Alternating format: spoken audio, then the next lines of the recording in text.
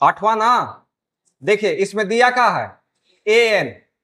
an कितना दिया है, 4 दिया है। और देखो क्या दिया है, d का मान, d बराबर कितना, 2। और क्या है, sn। sn दिया है, sn बराबर कितना, -14। देखो निकालना क्या है, n और a का मान निकालना है, n का मान और a का मान, यही दो गो निकालना है, n और a का मान निकालना है।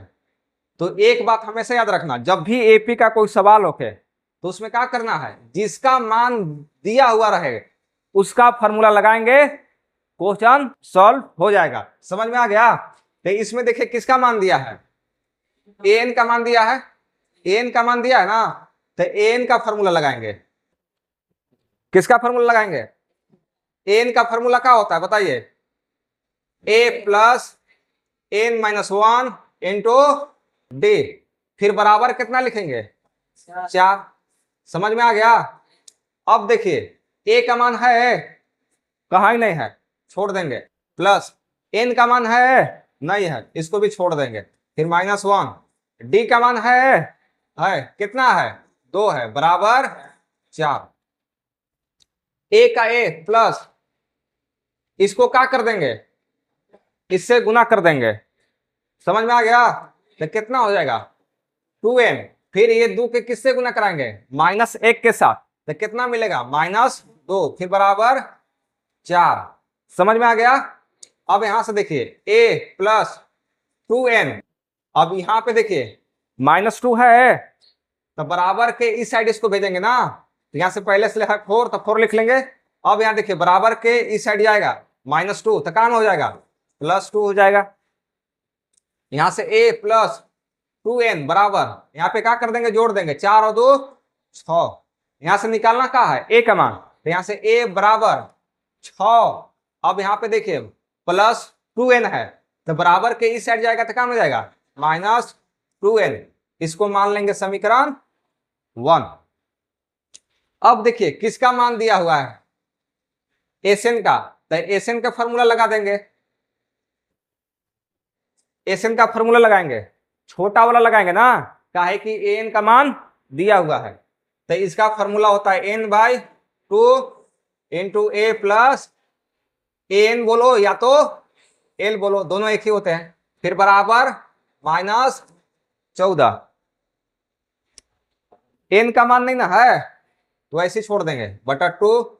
ए का मान है, बताइए कितना है, यहां पे देखिए, यहां पे लिखेंगे 6 माइनस 2n, फिर प्लस एन का मान कितना है 4, तो यहां पे लिखेंगे 4, फिर बंद कर दीजिए ब्रैकेट में, फिर -14।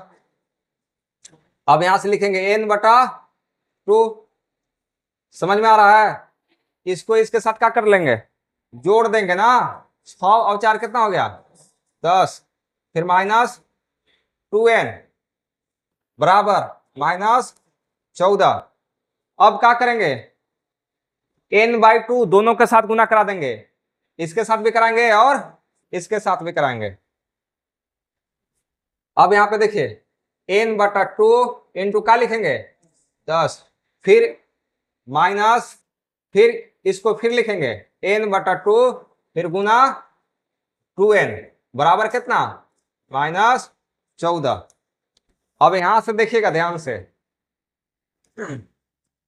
2 से कटेगा ये 5 बार में, तो गुना होगा तो कितना हो जाएगा 5n, फिर ये 2 से कटेगा, कै बार में कटेगा, 1 बार में ना, तो बच क्या गया, n और n बच गया, तो n गुने n करेगा तो कितना हो जाएगा -n², ये वाला -n गुने n फिर बराबर कितना -14।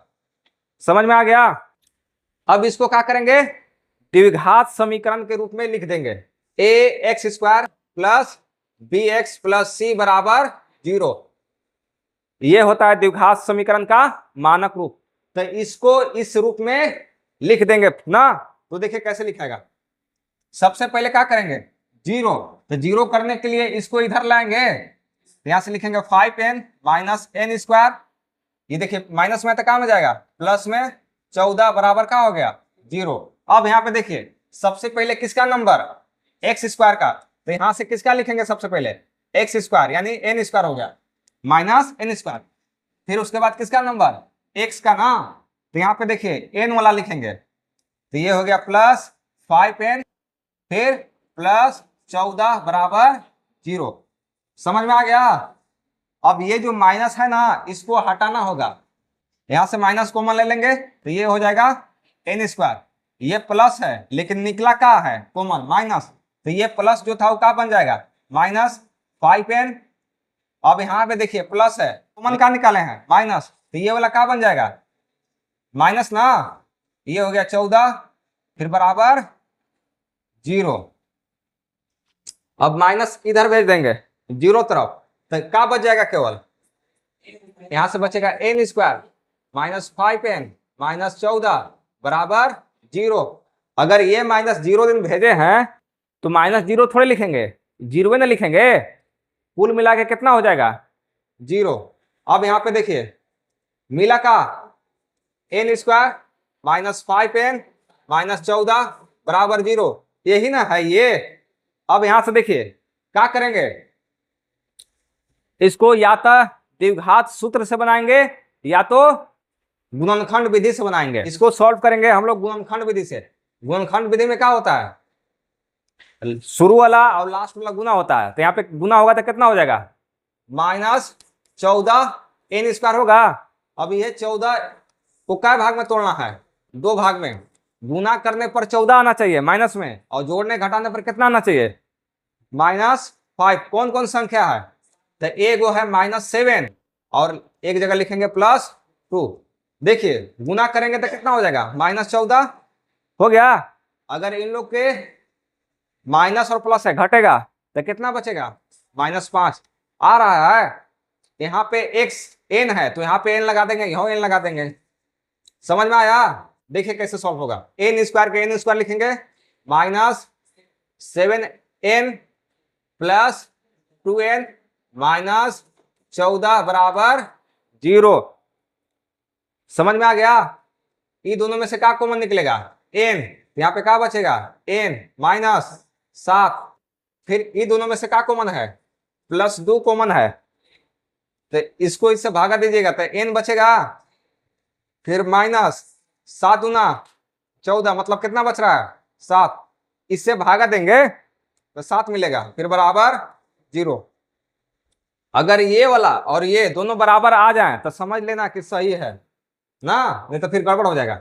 एक बार इसको इसके साथ लिखेंगे n + 2 बराबर क्या लिख लेंगे 0, फिर दोनों तो बराबर है कोई लिख लीजिए n - 7 बराबर 0, n बराबर 0, ये 2 प्लस में है तो क्या हो जाएगा माइनस में, n बराबर कितना होगा -2। यहाँ पे देखिए n बराबर 0, ये माइनस में है तो क्या हो जाएगा +7, n बराबर कितना 7, n का मान कितना आ गया 7। देखिए n का मान कितना निकल गया 7, n का मान निकल गया 7। अब निकालना है a का मान। ये जो n का मान आया है ना इसको कहाँ रखेंगे समीकरण 1 में।